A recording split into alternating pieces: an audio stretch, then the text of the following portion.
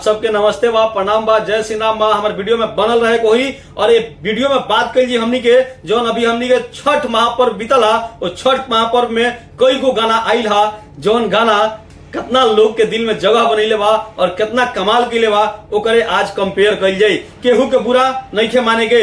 बहुत लोग रोगा के यूट्यूब में भ्रमित करे वाला मिली है, जैसे मूस पाने कुछ और बताई है, जैसे को फलाना सिंह बाड़े वो कुछ और बताई है। तो चलिए बात कर लिया जो अपन खेसारी भैया के गाना आई रहे 12 दिन पहले, नारियल। जी हाँ, कितना कमाल के लिए नारियल 12 दिन पहले आई रहे और एक गाना के मिलल बा 13 मिलियन व्यूज और बहुत दिन तक एक नंबर म्यूजिक सेक्शन में ट्रेंड भी कैले बा गाना और 444 के लाइक मिलल बा और 117 के कमेंट मिलल बा। जी हाँ, ई नारियल के बात हो गई। ये नारियल के गाना पर हम रिव्यू भी कैले रही, आप हमारा चैनल पर जाके वो रिव्यू वीडियो भी देख सकतनी। अब बात कर लिया जो दूसरा गाना बा जो सबसे ज्यादा चलल बा ये छठ पर्व में उ बा पवन सिंह के। आप सबके पता बा उगी ये सूरज देवा।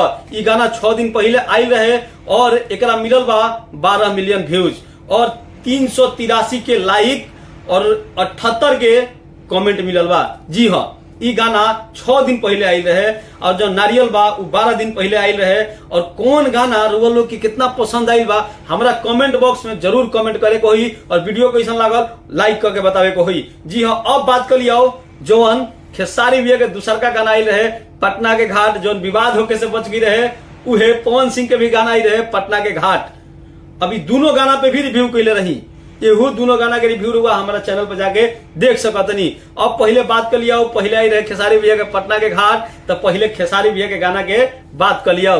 जी हाँ, पटना के घाट 4 दिन पहले आई रहे खेसारी भैया के, जो ना के व्यूज मिलल बा 4.6 मिलियन और लाइक मिलल बा 173 के, कमेंट मिलल बा 32 के।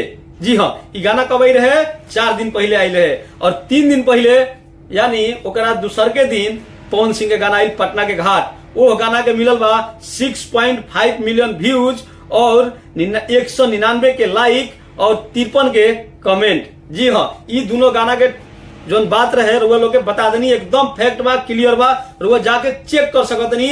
अभी दोनों तीनों जितना गाना बताते सब ट्रेंडिंग में बा, अभी कोनो नाउ पेज पर बा, कोनो म्यूजिक सेक्शन में बा। अब बात कर लिया कि पवन सिंह के इस साल में छठी मैया के 3 गो गीत आई और खेसारी भैया के तो कई गो आई, लेकिन 5 गो गीत ट्रेंडिंग पेज में गई। जी हाँ, लेकिन पवन सिंह के एजा तारीफ करे वाला बात बा कि गाना आवता 3 गो और ट्रेंड करता 7 गो। लोगों चिहा जाए, लेकिन इस सत्य बा कि पवन सिंह के 7 गाना ट्रेंड कैले बा अब की बार, आ गाना मात्र आइल बा 3। अब 7 गाना, एक तो गाना इतना पुराना बा और छठ के जब ए साल के नया गाना ना आइले ओकरा पहले ही से ट्रेंड करत रहे, बहुत दिन ट्रेंड कैले बा म्यूजिक सेक्शन में और नाउ पे भी। पेन्ही महादेव पियरिया आप सबके पता बा, बहुत पुराना गाना रहे, यानी 12 साल कह सकतनी ये पुराना गाना रहे।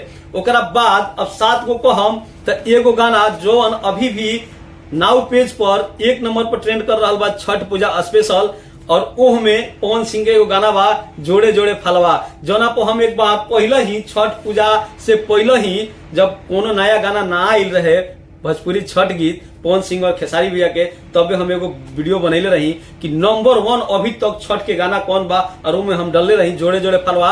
आप लोग हमारा से सहमति भी जुटैले रही, कुछ लोग ना जुटैले रहे, लेकिन कोनो बात ना, जेकरा जोन पसंद आवेला। लेकिन जोड़े जोड़े फलवा एकदम दिल में बगाना, इस सबके दिल में बा और ये से अच्छा गाना अभी तक भोजपुरी में छठ गीत आइले नहीं है। अब वो लोग शारदा सिन्हा जी के नाम मतलब जा भाई, उ छठ पूजा खतरा आत्मा है बिहार के।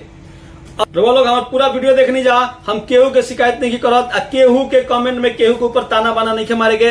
ई खाली वीडियो इन्फॉर्मेशन खतरा रहे, और चाहे पवन सिंह नाम करस, खेसारी भैया नाम करस, रितेश बाबा नाम करस, चाहे भोजपुरी के माटी के लड़का जे भी हो के नाम करी, तो अपन भोजपुरी आगे बढ़ी। और आज गर्व भइला कि ना भइला, तेलंगाना के सीएम जेकर प्रचार करवावे के जरूरत पड़ गई बा अपन भोजपुरी इंडस्ट्रीज के खेसारी भैया से।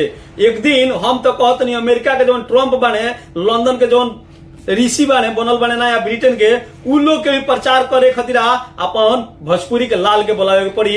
इतना भोजपुरी के माटी में ताकत होला। यही भोजपुरी, यही बिहार में पैदा भइल हन अशोक सम्राट, जेकरा सामने केहू ना टिक पाई रहे उनका शासन काल में। तो आप लोग वीडियो पूरा देखने जा, आप लोग के बहुत बहुत धन्यवाद बा। और चैनल बड़का बिहारी के सब्सक्राइब नहीं के तो जरूर सब्सक्राइब करी।